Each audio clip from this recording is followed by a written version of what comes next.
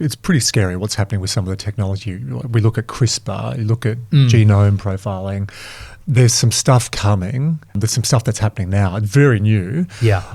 I think at some stage in the next 5 or 10 years, we're going to have a whole different way of approaching aging. They're already looking with telomere length. But it's interesting, right? You don't just want to grow older. You want to be bolder. So it's having the spirit. It's having that vitality. It's having that curiosity as well. You don't just want to get to 80 or 90 and say, I've got no interest. Yeah.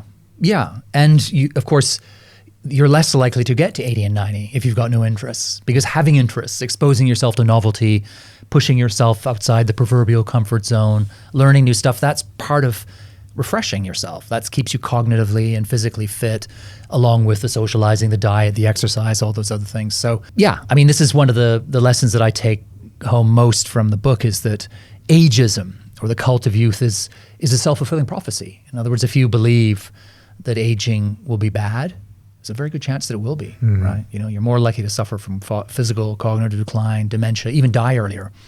So, well, there's some of the research you tapped into. I can't remember the lady's name, but 7 years you can wipe off your life just by the way you think about aging. Yeah, which is just mind-boggling if you think about it. But it shows how we are creatures of the mind, right? We're physical bodies in the world, but so much of it is tied up with attitude and the choices we make. This is not something that the government is going to decree.